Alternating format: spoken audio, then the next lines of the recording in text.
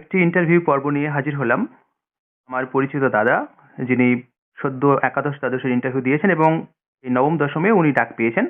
ওনার কাছ থেকে শুনে নেব যে আপনার কোথায় ইন্টারভিউ পড়েছিল এবং কি কি প্রশ্ন করেছিল, ডেমো কি দিয়েছিলেন, সেই সব বিষয়ে আপনাদের জানার জন্য, বা আপনাদের যাতে সুবিধা হয় পরবর্তী যারা ইন্টারভিউ দেবেন তাদের জন্য।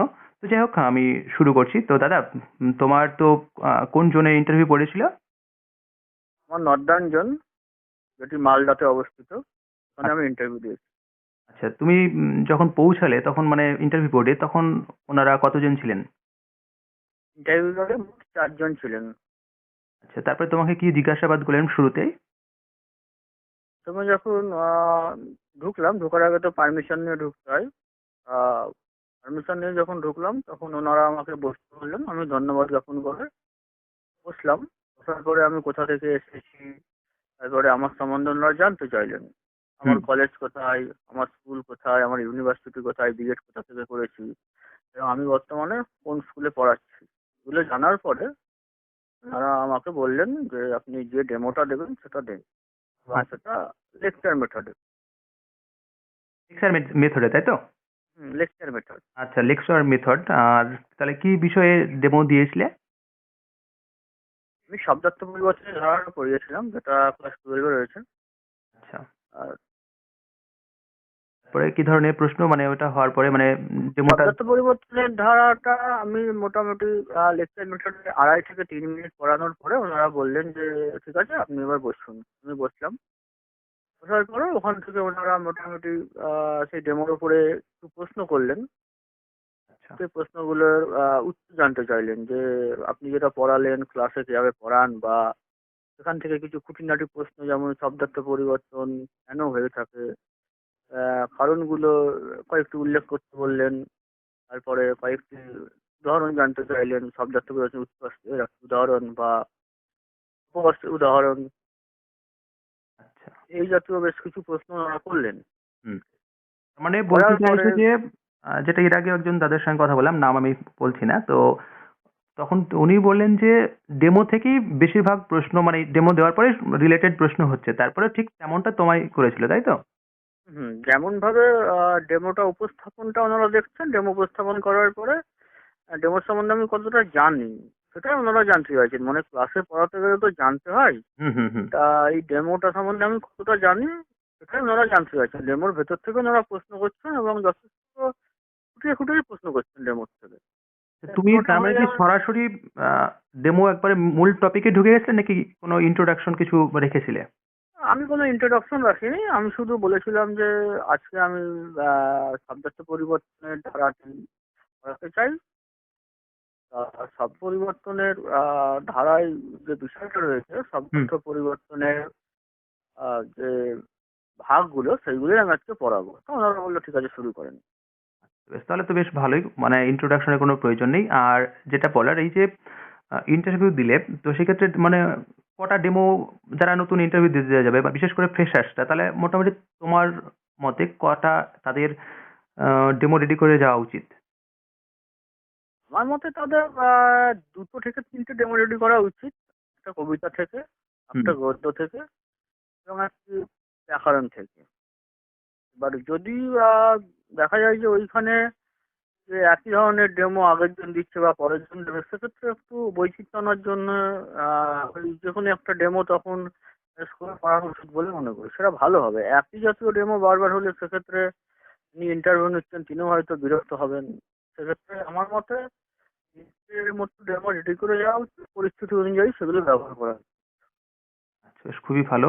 তার মানে ৩ টে অন্তত ডেমো রেডি করাটা দরকার। একজন অন্য একটা প্রশ্ন করছিল যে এই যে ডেমোর সঙ্গে কি কোনো রেফারেন্স, কোনো বইয়ের বা এইসবের কোনো কিছু জিজ্ঞেস করছে কিছু? ডেমোর কোনো ডেমোতে, ডেমো যেটা দেওয়া হচ্ছে তার উপরে মানে প্রশ্ন তো ধরতেই পারে। মানে ডেমোটা যে বিষয়ের উপর পড়ানো হচ্ছে সেই সংক্রান্ত বইও ধরতে পারে, রেফারেন্স বই।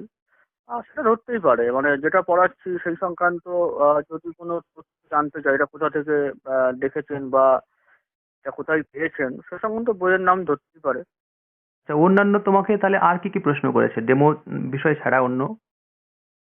ডেমোর বিষয় ছাড়া আর প্রশ্ন বলতে 11-12-এর যে সিলেবাসটা রয়েছে, বর্তমানে যে সিলেবাস, হুম। সিলেবাসটা আমাকে জানতে চেয়েছিল যে সিলেবাসে বর্তমানে কি কি আছে এবং সেটা পুঙ্খানুপুঙ্খভাবে জানতে চেয়েছিল। তো আমি ফার্স্ট সেমিস্টারটা বলার পরে ওনারা বললেন আর বলার দরকার নেই। আচ্ছা। এবং তারপরে ওনারা বললেন তাহলে যে প্রবন্ধটা রয়েছে সেই প্রবন্ধটার নাম কি, আপনি ওটা পড়িয়েছেন? তাই আমি বললাম হ্যাঁ, বিড়াল প্রবন্ধ রয়েছে এবং আমি পড়িয়েছি। তারপর ওনারা বিড়াল থেকেই আমাকে অনেকগুলো প্রশ্ন করেছিলেন। বিড়াল কার লেখা, কোন প্রবন্ধ গ্রন্থের অন্তর্গত, সেখানে কোন কোন রসের প্রয়োগ ঘটেছে এবং তার বিষয়বস্তু কি, এইসব বিভিন্ন ধরনের প্রশ্ন ওনারা বিড়াল থেকে করেছিলেন। এর মধ্যে একটা প্রশ্ন, একজন জিজ্ঞেস করছিল যে ইন্টারভিউ মানে ডেমোর সময় ধরো কেউ গদ্য একটা কোনো জিনিস পড়াবে, তাহলে কি তাকে টেক্সট বইটা কি দেওয়া হচ্ছে, নাকি এসব কোনো বইয়ের কোনো সংস্পর্শ নেই এর মধ্যে? আমি যতক্ষণ ওখানে ছিলাম কাউকে গদ্য পড়াতে দেখিনি। অধিকাংশ জন হয় পদ্য পড়িয়েছেন, না হলে ব্যাকরণ পড়িয়েছেন। সেক্ষেত্রে তো বইয়ের কোনো প্রয়োজন হয়নি। তবে বই আমি কাউকে ব্যবহার করতে দেখিনি।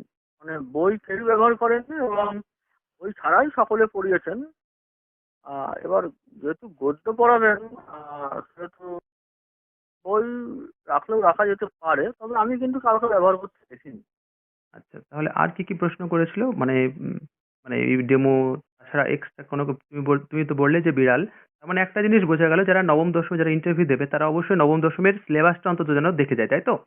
হ্যাঁ, নবম দশমের সিলেবাসটা দেখে যাবে এবং নবম দশমে যেটা পড়িয়েছে সেই বিষয়ে ভালো করে একটু চর্চা করে যেতে হবে। যে বিষয়টা ওনারা পড়ান বা যে বিষয়ে পড়িয়ে এসছেন এতদিন, সেই বিষয়গুলো অন্তত একটু ভালো করে দেখে যেতে হবে এবং সেখান থেকে প্রশ্ন। আচ্ছা, সাহিত্যের ইতিহাস থেকে কোনো প্রশ্ন বা ব্যাকরণ, অন্যান্য ব্যাকরণ, অন্যান্য বিষয়, তুমি আহ, যেহেতু শব্দার্থ পরিবর্তন বললে, এছাড়াও কোনো হুম, এক্সট্রা? সেটা আমার কিছু সেরকম ধরেনি, তবে ব্যাকরণ ধরতেই পারে।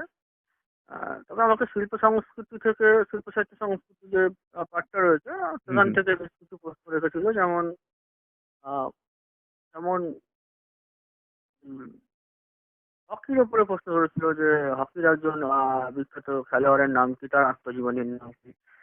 সাঁতার থেকেও বেশ কিছু প্রশ্ন ধরেছিল, যেমন ইংলিশ চ্যানেলকে পার করেছেন কোন বাঙালি, ইংলিশ চ্যানেল পার করেছেন এবং তারা কত সালে পার করেছেন, এরকমও প্রশ্ন আমাকে ধরেছিল। যাই হোক, এই আচ্ছা, জাতীয় প্রশ্ন আমার ছিল। তাহলে বেশ অনেকটা করেছিল। সাহিত্যের ইতিহাস থেকে কোনো প্রশ্ন হয়নি, তা তো? মানে যেহেতু এটা না, সাহিত্যের ইতিহাসেরই সাহিত্যের একটা। ইতিহাস থেকে প্রশ্ন হয়নি, তবে পেশা ব্যাপার থেকে অন্যান্য জনকে প্রশ্ন করেছিল। পেশা ব্যাপার কি আছে সেখান থেকে অনেক খুঁটিনাটি প্রশ্ন এসেছিল আমাকে। এই জাতীয় প্রশ্ন, এই জাতীয় কোনো প্রশ্ন আমাকে ধরবে, এই জাতীয় প্রশ্ন আমার ক্ষেত্রে পড়েনি। আচ্ছা, তার মানে স্পেশাল পেপার থেকে অন্যান্যদের, তোমার পরিচিত বন্ধু বা দাদাদের, তাদের কিন্তু স্পেশাল পেপার থেকে কোশ্চেন করেছে। তার মানে যারা হুম। ইন্টারভিউ দিতে যাবে তাদের অন্তত স্পেশাল পেপারটা ভালো করে দেখে যাওয়া উচিত, তাই তো? পেশা ব্যাপারটা একাদশ দ্বাদশের ক্ষেত্রে দেখে যাওয়া উচিত। এবার নবম দশমের ক্ষেত্রে যেহেতু ওটা স্নাতক পর্যায়ের পরীক্ষা, তো ওটা পেশা ব্যাপার থেকে ধরবে না, তবুও দেখে যাওয়া উচিত বলেই মনে করি, যদি ধরে। হ্যাঁ, কখনো কখনো যেটা হয়, আপারে ইন্টারভিউ দিতে গেছিলাম এর আগে, তখন কিন্তু একটা জিনিস লক্ষ্য করেছিলাম যে অন্তত এমএ যখন বলে জিজ্ঞেস করে যে তুমি এমএ কি করেছো, তখন বলে যে, আমি বলেছিলাম যে হ্যাঁ, তখন কি স্পেশাল পেপার কি ছিল, এটা জিজ্ঞেস করে অন্তত, হ্যাঁ, এরকম অন্তত দেখে সেক্ষেত্রে যাওয়া উচিত, তাই না? সেক্ষেত্রে পেশা ব্যাপারে পাঠগুলো একটু দেখে যাওয়া উচিত বলেই মনে করি। আচ্ছা, বেশ।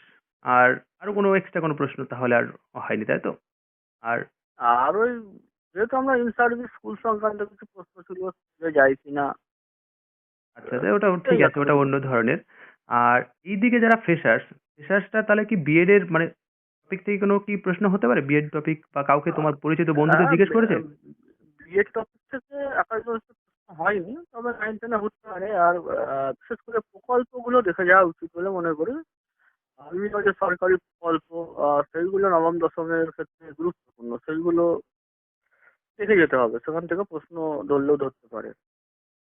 আচ্ছা, তো ঠিক আছে, অনেক মূল্যবান সময় তুমি দিয়েছো, তার জন্য অসংখ্য ধন্যবাদ। তাহলে মোটামুটি যারা এই ভিডিওটি দেখছেন তাদের কিছুটা অন্তত ধারণা করতে পারলেন যে বিশেষ করে মালদাতে যে কি ধরনের প্রশ্ন করতে পারে বা কি ধরনের প্রশ্ন হতে পারে। আমাদের দাদা পরিচিত, উনি কিন্তু আপনাদের সামনে অভিজ্ঞতা শেয়ার করলেন। যাই হোক, ভালো লাগলে অবশ্যই ইউটিউব চ্যানেলের পাশে থাকবেন, ওদের মাঝে একটু শেয়ার করবেন। ধন্যবাদ।